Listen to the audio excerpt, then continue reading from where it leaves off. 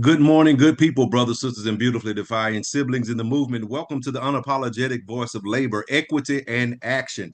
This is CWA Our Power Radio Show, where we amplify the organizers, uplift the everyday workers, and honor the giants whose shoulders we stand on right here on KYOK 1140 AM and 106.5 FM in the heart of Houston, Texas. If you're rolling through H-Town or just fired up anywhere in the world, stream us live at kyokradio.org on the CWA Strong app or catch the replay anytime by searching CWA Hour of Power on your favorite podcast platform. Because this space, this time, it's about us. That's right, it's about us. We're talking union contracts, organizing victories, labor rights, human dignity, fair pay, and bold everyday resistance to injustice in every form. So whether you're on the job, in your car, at your kitchen table, or deep in the fight, lean in. Honk your horns if you stand with workers. Throw a fist up if you know your worth. Joining me today are the fire starters and truth tellers, Mikeya Jones, Reginald Small, Timmia Wiley, David Marshall. So buckle up, beloveds, because the power we build together, that power is ours. Let's get into it. Our union voices are ringing in every district from Alaska to Maine, Texas to Minnesota, Canada to Puerto Rico, because we don't play at CWA. Our union brothers, sisters, and siblings at the Pittsburgh Post-Gazette have a victory. Victory at the Pittsburgh Post-Gazette. After 3 years on strike, the fight paid off. The Pittsburgh Post-Gazette workers have won. The U.S. Third Circuit Court of Appeals has ordered the Post-Gazette to restore workers' rights, reinstate their health care, and compensate them for years of illegal union busting.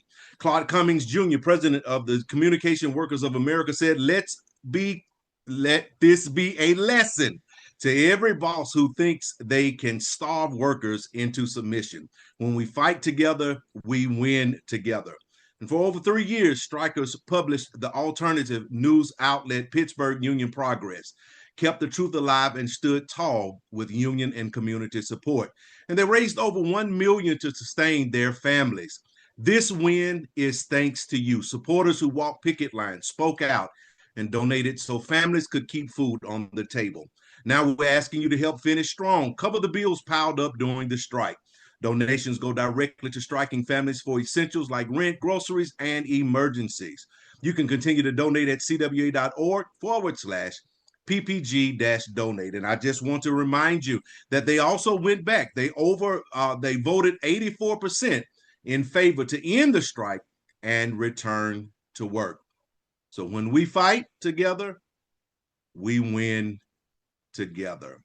Today's Unlikely Activist Spotlight takes us to the intersection of technology, immigrant advocacy, and community empowerment.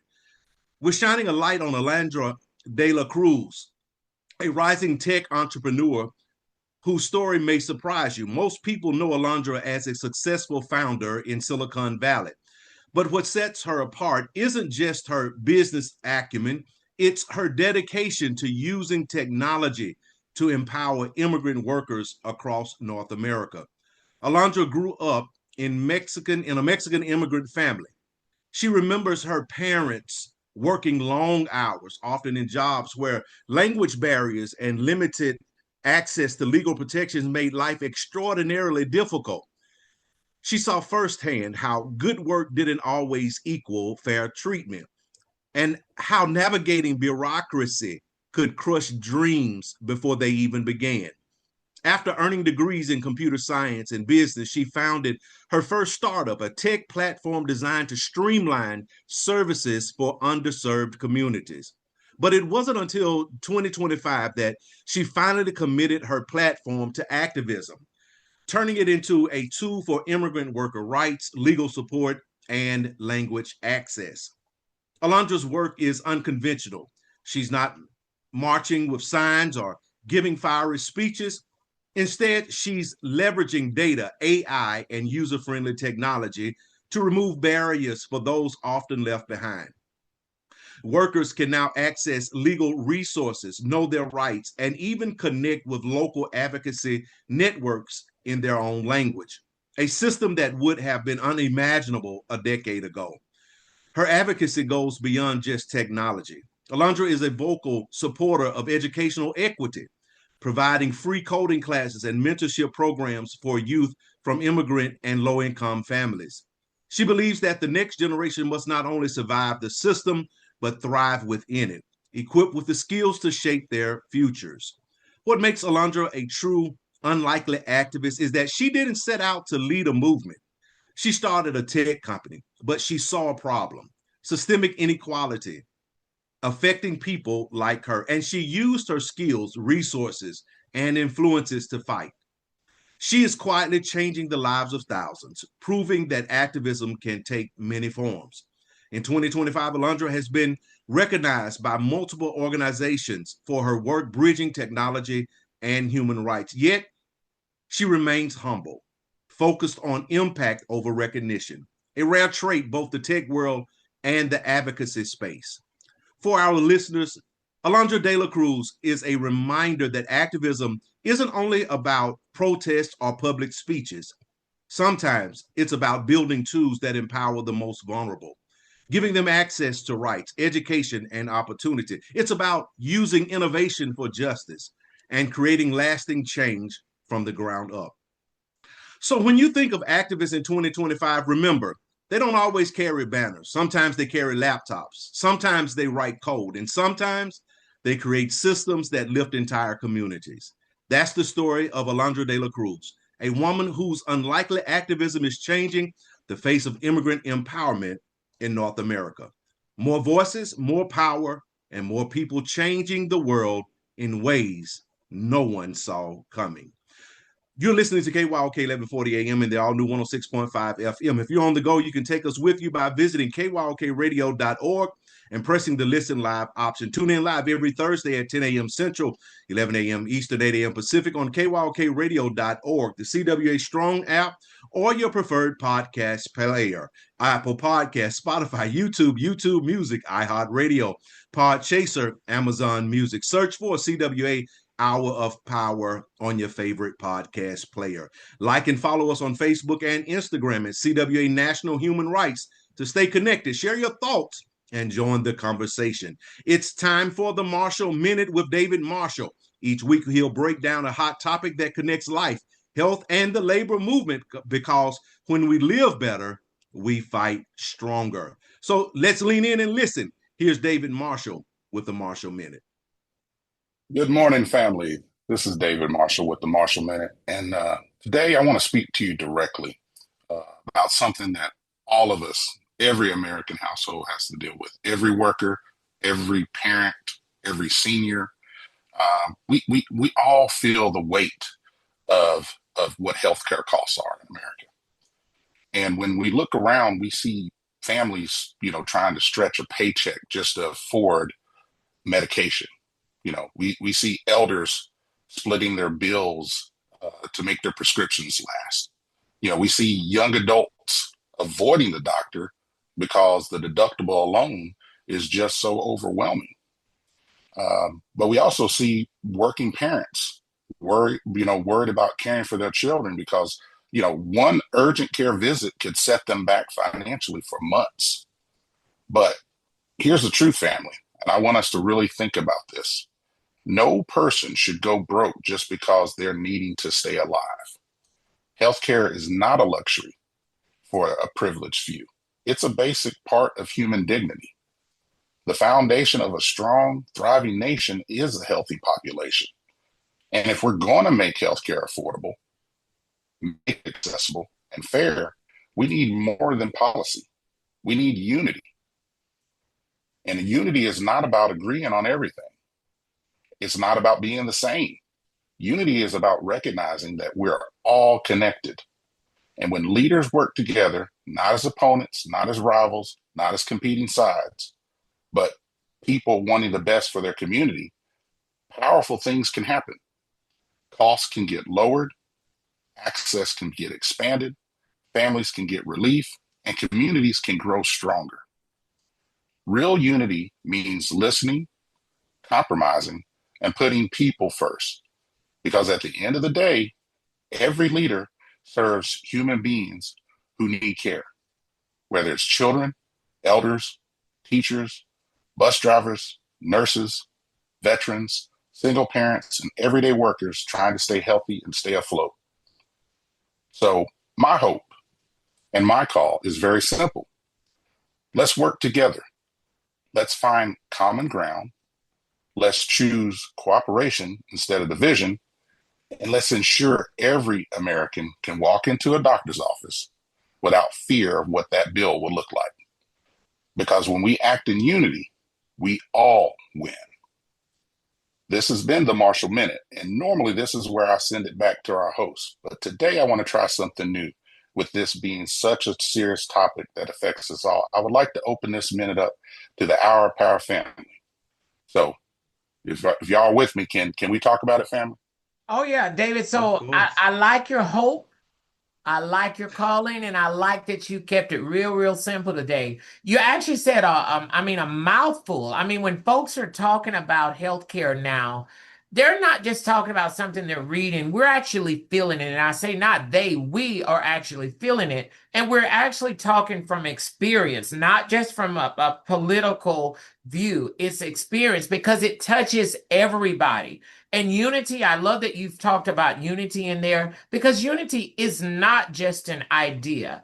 If we want to move forward, if we want to make any differences or any changes and make any progress, unity is actually a necessity. We've been talking about commonalities. Unity is a necessity. And so let's get into it just a little bit deeper. And you're absolutely right, Reginald. Of course I am, Errol. He's had too much coffee this morning, listeners. But what stood out to me is this: when people work together, the decisions that they make actually help people. They help folks, and I've seen families get crushed by one emergency room bill, and when systems work right, when they work correctly, you can feel the difference, and unity saves lives literally. It absolutely does. Go ahead. It's healthcare stress. Go ahead. Go ahead, girl. Go ahead. No, I was just gonna say, I'm gonna take it back to labor unions. It's like collective bargaining, how we collectively bargain our not only our pay, our rate of pay, but it's also in our contracts, our healthcare benefits, because we are as a unit, we're able to come together and negotiate those types of things. There's safety in numbers. And with that safety in numbers, we're able to come together as a collective and make sure that everybody is taken care of when it comes to healthcare. And that's something that we all need to do when it comes to one another. We have people that have worked their whole lives to only be able to barely be able to retire and then not be able to afford medication. That's all I wanted to say. And you're right, because having to work your whole life just to afford medication is crazy. And I was just watching one of those like Christmas rom-com movies or whatever on Netflix, and they literally left the United States because her mom had cancer, and they left the United States to move to a different country just because of the affordable healthcare over there. And that's crazy that people would have to literally like uproot their whole entire lives, leave behind everything they know just to be able to survive. And healthcare stress isn't just medical, right? It's like it's emotional and it's mental stress too, because you have to figure out like, okay, do I buy medication or do I buy food? Do I pay this person's medical bills or do I pay the mortgage? And when people are caring for aging parents or managing chronic illnesses while working full time or raising kids or having, family members with special needs or invisible disabilities, it's super heavy. And, when our leaders cooperate and they support real solutions, that takes a huge weight off of people's shoulders. Like, healthcare is super important. And in this country, I feel like we need to do a lot better than looking at our phones when it comes to talking about healthcare. And I'm just going to leave it at that. We absolutely do. We owe it to ourselves, we owe it to our neighbors, and we owe it to our children. Because if we stay asleep now and you see how it is now, imagine how it's going to be 20 years from now. Especially and you're right. And all of this actually ties back to how we actually support one another as a people. Because, it's real simple. When the country is divided, folks feel it at home. When we're in unity, that spirit spreads through our homes and through our workplaces, through our community. The whole outlook is different. Healthcare, stress, life transitions, they're all connected. They are. And so it that also brings us into something else that we want to highlight every December. Thank you so much, Reginald. You're right. And yes, this December, the majority of our birthday months, David, I'm sorry. Wait, are you a Sagittarius too, David? No, I'm Aquarius. Okay, you have my sympathy. David's not in the cool kids club. Yeah, I'm the outsider. The rest of us just love December because we're all born in December. So happy birthday to all of us. Yay. Well, all of us are Sagittariuses. And, and I'm not a twin. Right. So Mikeya, if you would just gone on and say happy birthday to me specifically, that'll make me feel better. Happy birthday to me specifically. It makes me feel better. To me. Thank you very much, everyone. And so who's first up? Is it me or is it Errol? I don't know about Errol's you all. First up. Errol. I don't know about you all. I'm December 17th. That's what November 29th. Just had it. Mm-hmm. So, as much as we all love December here, something that doesn't get talked about a lot is the emotional, personal, and life transitions that so many people experience quietly. So December again is a beautiful month. I was born in it, so it has to be the best time ever, and it also holds a lot of weight, right? A lot of people are dealing with job burnout after giving it your best all year. Becoming an empty nester and adjusting to a quieter home. Kids are off, in school and college and things like that. And then holidays can be super stressful when dealing with the loss of a partner or a loved one. And grief is not linear, so it does get real heavy around holidays. And then major life changes like retirement, where routine, identity, and community suddenly shift. And these things can create loneliness, confusion, sadness, or a sense of drifting. And, even when the lights are bright and the music is cheerful, some folks are fighting silent battles behind closed doors. And so we want you all to know this. You're not alone, and what you're feeling is valid. Okay. So if you're burned out, it's okay to rest. If you're grieving, it's okay to feel the ache. If you're entering a new season of life, it's okay to not have it all figured out. And just because it's the end of the year doesn't mean that it can't be the start of a new beginning. And if your nest is empty, it's okay to go and rediscover yourself. Use that money that you're going to be saving. Because let me tell you something, I already know. with my kid, I already know it must be great to get some of those coins back. But use that time to rediscover yourself, because December is a moment to slow down and reflect and reconnect. So check on people, ask real questions, be gentle with one another, and don't forget to be gentle with yourself.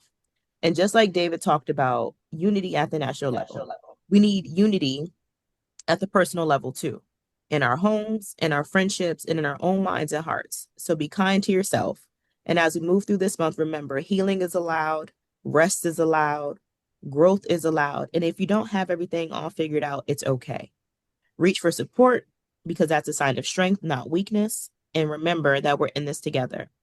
So you've been listening to KYOK 1140 AM, the all-new 106.5 FM. If you're on the go, you can take us with you by visiting kyokradio.org and pressing the List Live option. Tune in live every Thursday at 10 a.m. Central, 11 a.m. Eastern, 8 a.m. Pacific on kyokradio.org or the CWA Strong app or your preferred podcast player. And back to you, Errol. Thank you so much. And I wanted to add one thing in there to your December awareness, and that is learn how to set boundaries. That will help in everyday life. Learn how to set those boundaries and not feel guilty for them. That's important. I wasn't going to say that, but thank you, Madam Sagittarius, because that's exactly what it is. Don't feel guilty because you have to set those boundaries. You have to protect your peace.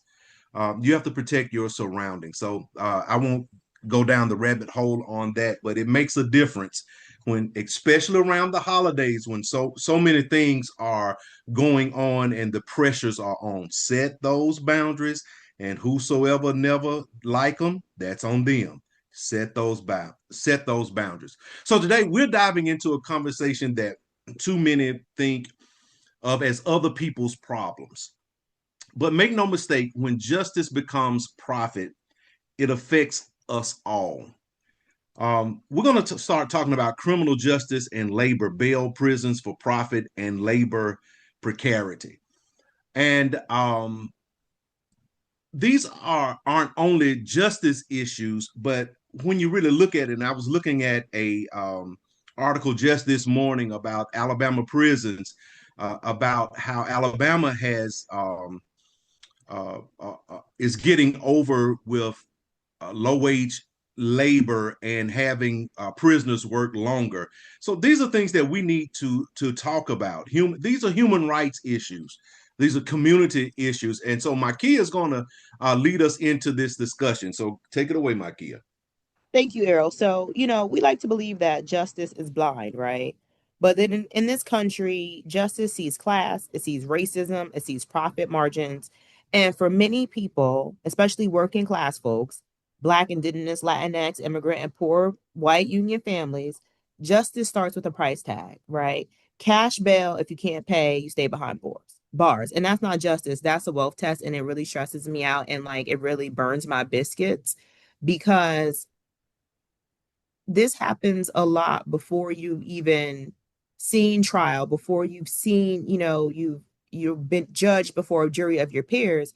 You're locked up and, some people lose their jobs, all this thing. So even if you're found innocent after all of this, you can't get your life back just because you couldn't afford to pay whatever they decide to make you pay. And here's the real deal, Pickles. Cash bail punishes poverty. People accused, not convicted, sit in jail because they can't afford bail. Meanwhile, the wealthier folks stroll on home. That's not a fair trial. That's class bias baked into the law. And there's a big ripple effect. Missed work, lost wages, risk of losing jobs or housing, families destabilized, sometimes permanently. Kids miss parents, rent isn't paid, the cost is felt by everyone connected. And that's a major hidden burden that that are on working families and union households. That if someone is locked up, the family often scrambles to pay rent, bills, or even support the loved one that's behind bars. That unfair burden happens before the conviction and even before the verdict. And that's the brutal truth, David, that in America, freedom before trial depends on how fat your wallet is. And if you don't have money, you wait in a cage and your life stalls. That's criminalization of poverty. Right here in Alabama, there's a young man that was protecting his mother that's been in jail since January of 2025. Earlier this year, over a $750,000 bail for protecting his mom. And then in that same county, a pedophile gets $1 million bail, but has the money to get out. Now he's in Florida vacationing. And that's true. Okay. And that there's a lot to unpack with that, especially because we're specifically talking about bail. And I feel like maybe we need to dive into just the criminal justice system as a whole overall, because again, like you said, there's certain things that, people are arrested for where, bail is an option. And then there's certain things that people are arrested for where bail isn't an option. And the way that is determined is also something that needs to be looked at, because there's just certain things that, morally I don't agree with. And as an activist, a mother, a woman, and a humanitarian, what you just said is at one of the top of the list, where it's okay, maybe they shouldn't have been able to get out. But again, it's not to decide, in my opinion. Obviously doesn't matter on that kind of level. So we're going to look at what happens after bail. Or Reginald, you look confused.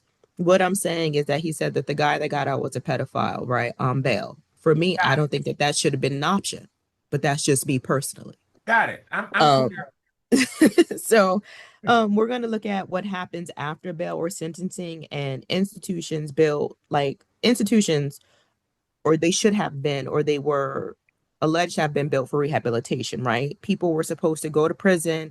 They were supposed to be rehabilitated and reformed and then put back into society after they paid their debt, right? In years. And what we all know to be true now is that the institutions were not built for rehabilitation, but for profit. So like Errol was saying, in Alabama, the state is constructing a 4,000 bed mega prison in Elmore County. And it was originally estimated around to cost around $623 million. And now it's going to cost over $1.8 billion. And that's $1 billion prison, not a hospital, not housing, a prison. And when we look at like images of prison, when we talk about people who have been imprisoned and what, you know, and what the conditions are and inside of a prison, you ask yourself, what is a $1.8 billion prison going to look like, and what are they actually after with funding? And in my opinion,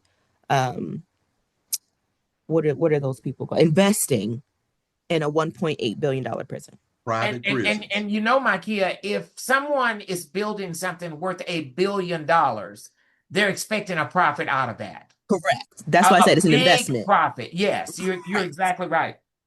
So and I'm sorry, but Mikeya, and one of the most important things that you left out there about that prison being built is this right here. They're using the COVID dollars, the pandemic dollars to build it. Now put that. I believe Reginald was going to tell us about that. I did. It is my understanding, Errol, that, and I haven't fact checked this, but yes, some of the funding is allegedly coming from the COVID relief dollars, money that was supposed to support communities, support public health, and help workers. Instead, it's being used allegedly to build more cages. That tells you exactly whose safety and whose profit actually matters. And when you build a prison for expensive, and then run it on forced labor, it becomes a business. Incarcerated people are treated as labor units, exploited for pennies, generating revenue for states and companies, while families and communities pay in human cost. Well, and like Errol and Mikeya said, you know, recent investigations show that, you know, in states like Alabama, incarcerated people logged millions of work hours, often, you know, for private companies or for state contracts for little to no pay. To me, that's forced labor, which I believe we outlawed that a century ago and had a whole civil war behind it. But, you know, that's not rehabilitation. That's just exploitation. And to jump in really quick, I think it's really crazy how we're no longer making pennies, right? Like we're no longer the currency. We no longer have pennies, but these people are paying cents a day, are being paid cents a day. They are. So how is it that we're not creating any more coins, but they're being paid in coins? And you know what I think is crazy? And this might be off topic, but when like they had the California wildfires and the prisoners were fighting fires, they learned that skill. But when they get out of prison, they can't be firefighters, and they're working these jobs. And when you get out of prison, you can't hold the jobs. I have a problem with that. But I know that's a little bit off topic. No, it's not, because I have a huge problem with that too. Yes, you're right on it. And we talked about that earlier in the year about how the prisoners were out there fighting the fires in California, getting paid pennies. But then when they got out, they could not become actual firefighters. And this is absolutely today's hot talking point, because prison is not about justice, it's about profit. And that's exactly what it is, what's going on, not only in the state of Alabama, but all over the country. Alabama is just the one that has an HBO special about Alabama prisons. And if you haven't watched it, please take the time out to look at it, and you'll know where we're coming from with this.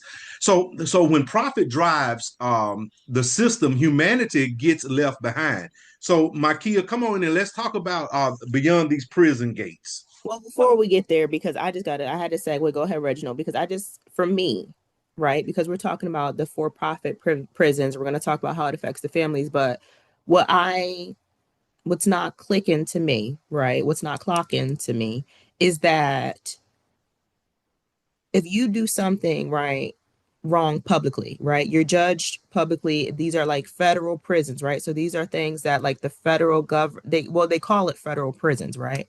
So how is it that something that is supposed to be in control by the federal government or the government is owned by somebody? Like, it just doesn't make any sense to me that prisons can be privately owned and, and run by somebody in private when it just doesn't make any sense to me. Like, how did that even happen?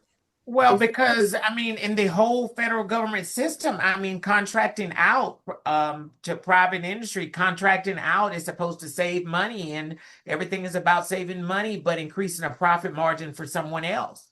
So that's how it's happening. It's the bottom line. It is the profit margin. Can we do I understand how it's happening, right? Like, I understand that part of it. I just don't understand how it happened to begin with. Like, I don't understand how, if you are arrested, right, by a police officer, the police officer either works for like the city, the state, the town, whatever that you're actually in, like, right? And they're supposed to provide safety for the general public, right? So how is it that something that's supposed to be public safety, right, is turned into something now private when it comes to your housing? Like, that's what, you know what I mean? Like, how is it how is that even possible? And here's my thing. Like, are we going to start privatizing judges? Are we going to start contracting those out? Because that's what it sounds like. We're using the judges because they are doing the sentencing. Not all judges.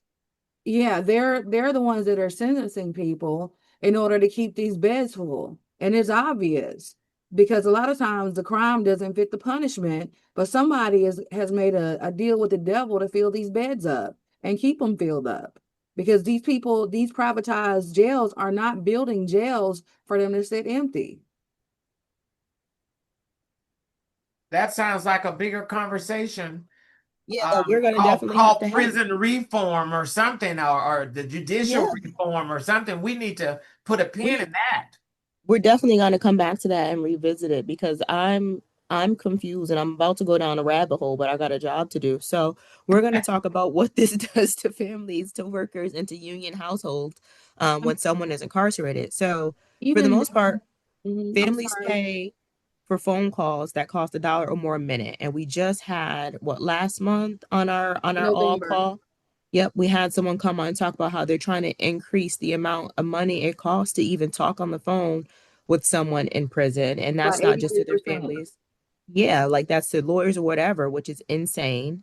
And then, they need money for commissary items like hygiene supplies, foods, and basic necessities. They travel to distant prisons, so that's gas, food, possibly hotels, just to visit wherever these people are, because for the most part you have to serve your sentence wherever you were arrested, and whatever state you were arrested. So you clearly don't get arrested far from home. They lose income if they take time off for court dates or visits, and children lose parents and often primary caregivers. And that trauma lasts a lifetime and can be generational. That is so true. And I didn't know that once you get out of prison, you have to pay. Like if you're given ankle monitor, y'all, I didn't know you had to pay for that. I didn't know you had to pay for that. You had to pay like a monthly fee to wear the ankle monitor. And you got to pay for the man to come out, well, the man or the woman, whoever it is, your parole officer, I think it is. Like you have to pay for all of that. And it's not cheap. It is not cheap. It is a perpetual cycle that just keeps sticking it to you. You've already paid the debt to society. Now hold on a minute, puffy lips. You saying to me, Pouty, that we got to pay y'all don't, y'all, if y'all can see Timmia's lips, you know why I'm calling that, because they look amazing. But Okay, babe. you're telling me that you have to pay for the Yes. ankle monitor, Yes. and if you have to don't pay for your own yes. probation officer. Yes. So you're on probation, and if you don't Yes. check in with your probation officer, you go back to prison. But Yes. you And if you have to, don't pay, you go back. but you can't even get a Yes. job. Okay. Yes. And this is in don't- North I don't Carolina. think- And I can only speak about North Carolina. Yeah, and I don't think they call it paying for the probation officer. There are just some fees associated with all of this stuff that you have to pay. And it's not cheap. No, it is not cheap. It's not cheap. Well, Where's the $1 billion going? Why it's not being covered by that 1.8 billion?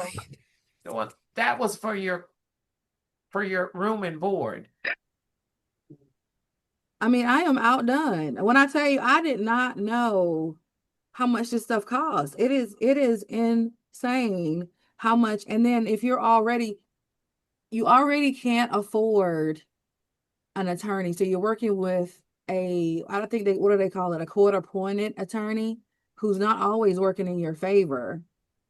And I'm getting to wrap it up, fingers. So I'm gonna be quiet. I'm gonna get back, y'all. I'm gonna step back. I do think What they call step up, step back. I think it's a very good topic, but and we are headed down a different rabbit hole with it. But I think we need to actually have some experts that can come in. We've had them here before. Come in and give us a little bit more insight on the whys and the actual system and the fees that you're talking about. There are groups that are actually fighting and that can actually help people with that kind of stuff. So we need to look into this a little bit more when Errol isn't giving us the wrap-up sign. Well, Errol not in charge here, so if I want to talk about this for 30 minutes, Errol said he's the man around here. but go ahead. No, go ahead, because I want because this is something that CWA really cares about, and our human rights department really cares about, and I want Timmia to come in and talk about what she has going on, if she doesn't mind. Oh, I don't mind. We are, I don't mind. We are working with Forward US, and we are having a holiday drive for blankets, gently used coats, and new and gently used coats, school supplies, stuffed animals, and toys in the Atlanta area as well as in Jackson, Mississippi. And we are raising these things for justice impacted children and children of incarcerated parents, because it's hard. Just to be honest, it's hard out there. It is hard when you have a parent or a caregiver that's been incarcerated. A lot of times, just like that, overnight, you are left missing half of your income or what have you. A lot of times, the grandparents are left raising children, and you need school supplies. You need a coat. A lot of times, like, stuffed animals are something that you can hold on to, and that's a comfort item for you. So now you need blankets, etc. So we are just trying to fill the gap and be that help for somebody to just bring a little bit of Christmas cheer, a little bit of help, a little bit of something to bridge that gap and be that gap where we can fill in for somebody. That's awesome, Timmia. I think a lot of times that those are who get lost in this. When we've talked a lot about the person that's being incarcerated and the family member, but the kids also kind of suffer, because if half that paycheck goes to getting them the commissary and that kind of stuff, the kids really have to suffer. So I really commend what you folks are doing there, because it really does make a difference in the folks that are innocent in this. It makes their life a little bit better. So kudos to you for what you guys are doing. Thank you. And I've seen it firsthand. Y'all know my background being in the school system. A lot of times the grandparents are on a fixed income, and school supplies can add up. Coats and things like that can add up. Around Christmas time, the school used to get so many calls asking how we can help them get toys and provide Christmas for the students because they didn't have any resources because something may have happened after the cutoff for Toys for Tots. Things just happen so quickly sometimes. And we just want to be that help, that connection for people. Right. So today we kind of peel back the layers of a system that punishes poverty and monetize cages and explains human lives. Exploits human lives for profit. But as we all know, systems are made by people and people can change them. Change begins when we name the injustice, speak the truth, and build solidarity across lines of race, class, and status. And David, you got something else you want to talk about? Well, and next week we'll turn to house injustice. You know, we'll do eviction laws, redlining, affordable housing, rent burdens, and how instability in housing keeps labor vulnerable. Because when workers don't have safe homes, they can't organize, they can't build power, and they can't demand dignity. So stay with us, stay bold, push for justice, because justice isn't just for some, it's for all. All right, and here are Go ahead, Mikeya. You know, I just feel like you secretly don't want me to work this month because it's my birthday month, and I agree with you. Okay, I'm just gonna sit back and stand. I'm just gonna stand back and stand by, as they say. All right, so I can move forward now, Mikeya. Mikeya, don't let him take over for you. Give it to us, Mikeya. Let us hear it. Go ahead, glasses. This is our Power Radio. We stand for dignity. We stand for solidarity. We stand for justice. Every single worker, every family, every community, keep the fight alive. You're listening to KYOK 1140 AM and the all-new 106.5 FM. If you're on the go, you can take us with you by visiting kyokradio.org and pressing the Listen Live option. Tune in live every Thursday at 10 a.m. Central, 11 a.m. Eastern, 8 a.m. Pacific on kyokradio.org, the CWA Strong app, or your preferred podcast player. Apple Podcasts, Spotify, YouTube Music, iHeartRadio, Podchaser, Amazon Music. Search for CWA Hour of Power on your favorite podcast player. Like and follow us on Facebook and Instagram at CWA National Human Rights to stay connected. Share your thoughts and join the conversation. Speaking of a conversation, we're now down to the Union Dialogue Conversations That Build Us. This is our series that has been going on for some time. And so today we're going to be talking about the economics of empathy, why fairness makes fiscal sense. So we're going to turn it right on over into David's hands so he can set the stage for us so we can talk about this a little bit more. All right, thanks, Errol. And family, today I want to talk about something we rarely name out loud: empathy. You know, it has an economic value. It has a real and measurable. It's real, it's measurable, and it's very powerful. But somewhere along the way, we started acting like caring for people costs too much. So let me open with the hard question for today. When did fairness start being treated like a liability instead of an investment? Because when I look at workplaces today, people are burned out. Stress is costing companies billions.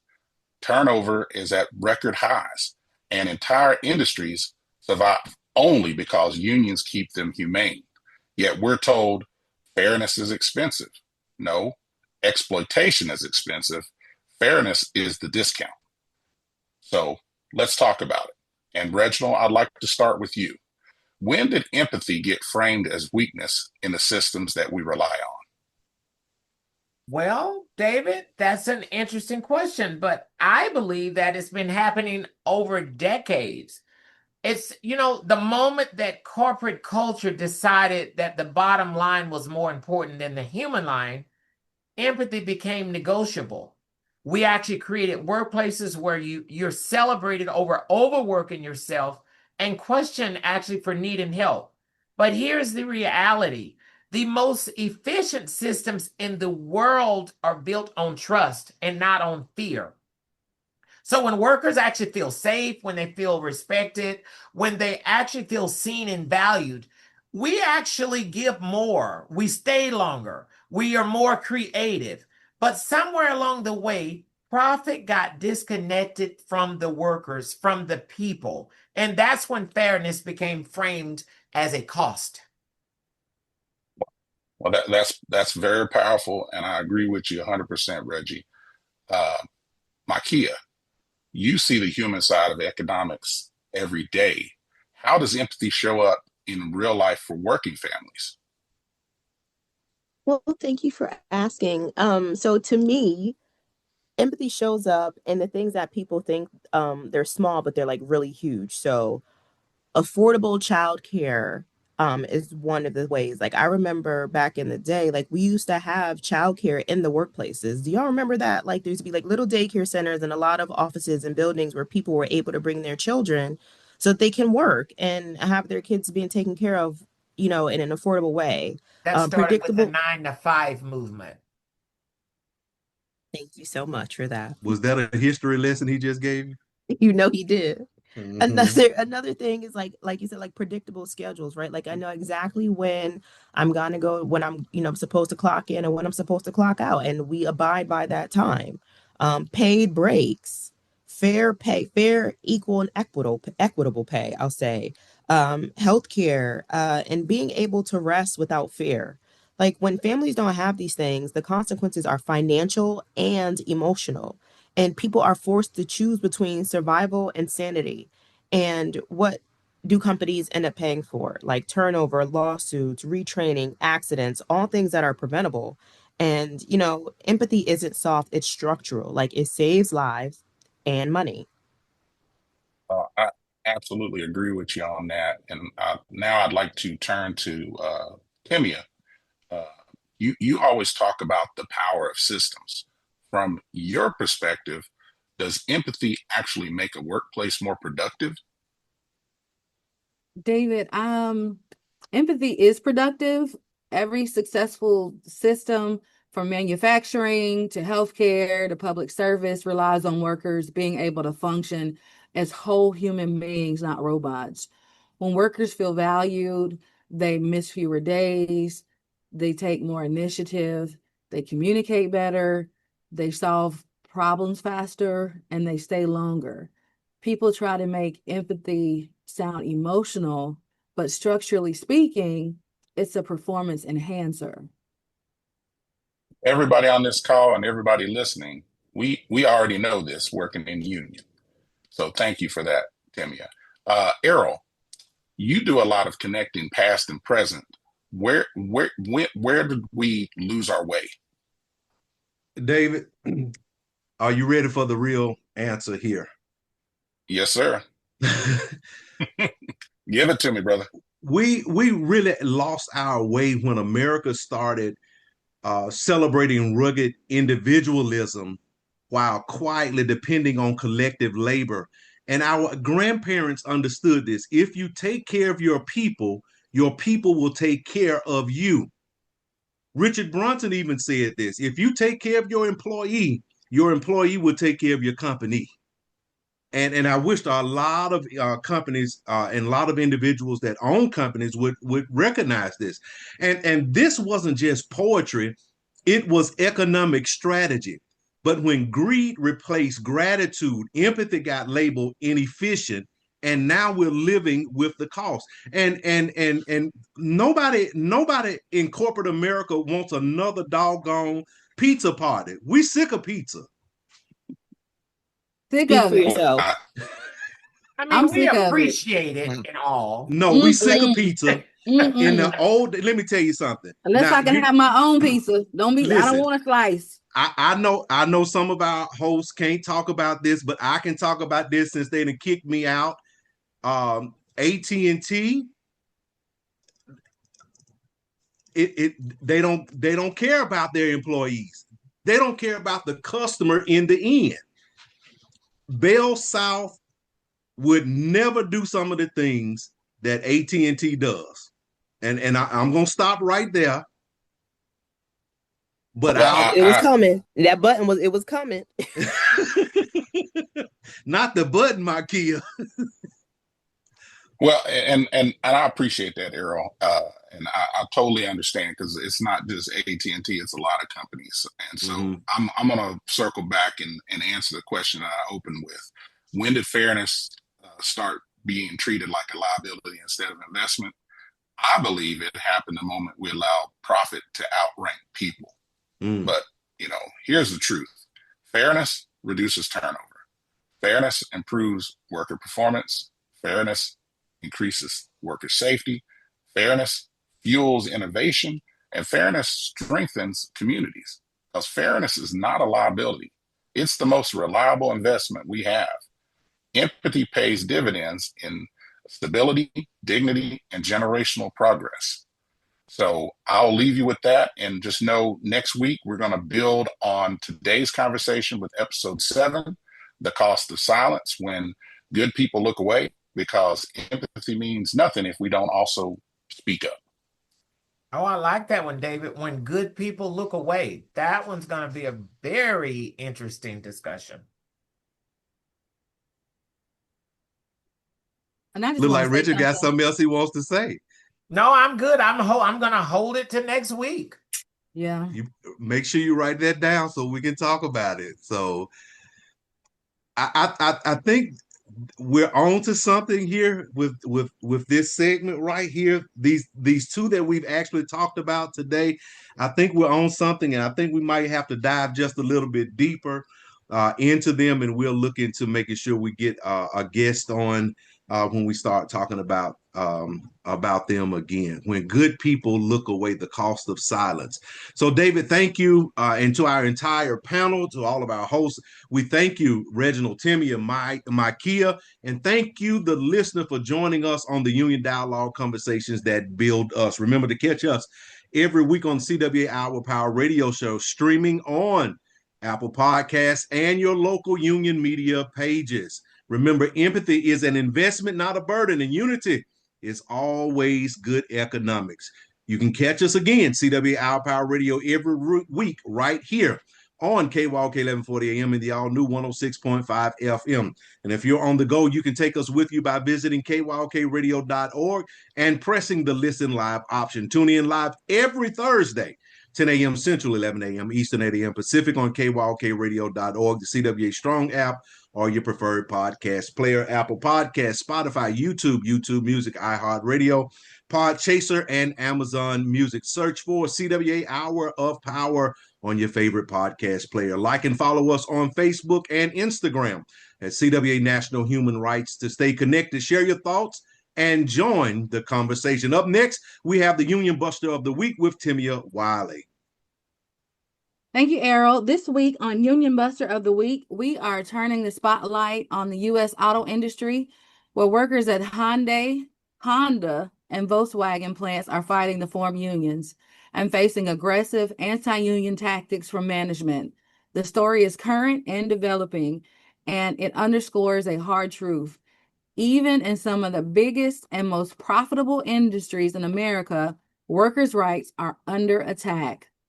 Across multiple U.S. auto plants, the United Auto Workers, also known as UAW, has reported that management at Hyundai, Honda, and Volkswagen has engaged in intimidation, surveillance, and coercive measures to suppress organizing efforts. Workers allege that company leadership has monitored union discussions, interrogated employees about union cards, and even threatened reprisals for participation in union activities. There are also reports that pro-union materials have been removed or destroyed, and management has pressured employees to discourage colleagues from joining the union. These are classic union-busting tactics, straight from the corporate playbook. The stakes are high, y'all.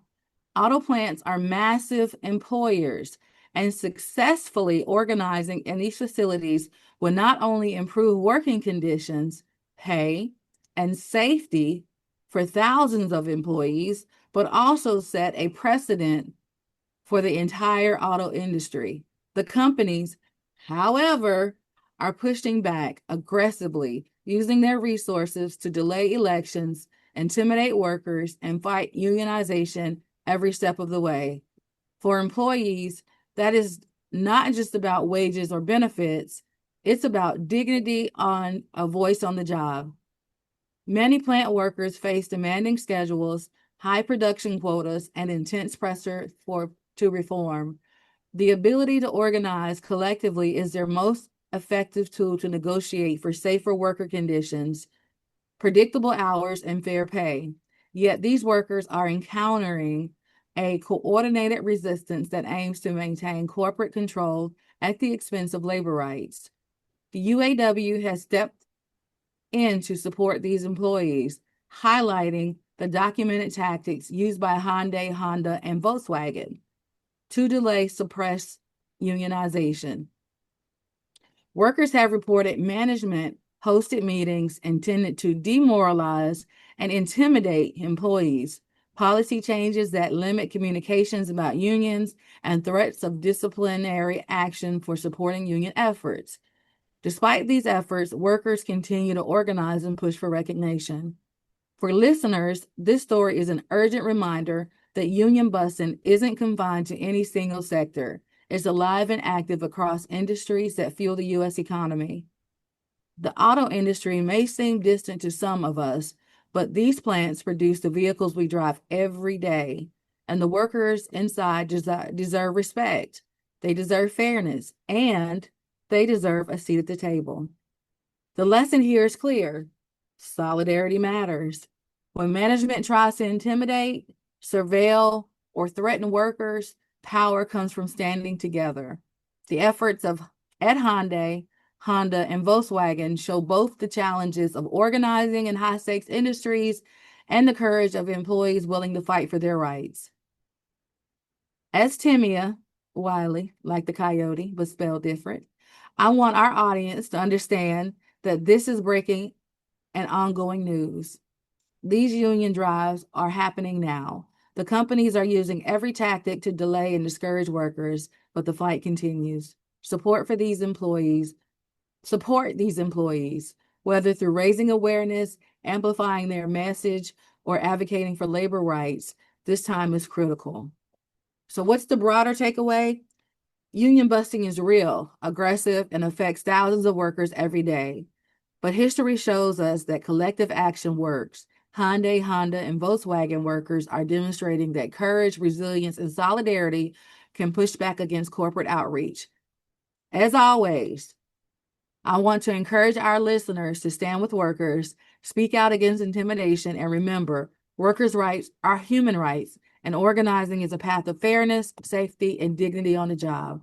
Please stay tuned as we continue to follow the story. The outcome of these plants could have ripple effects throughout the auto industry and beyond.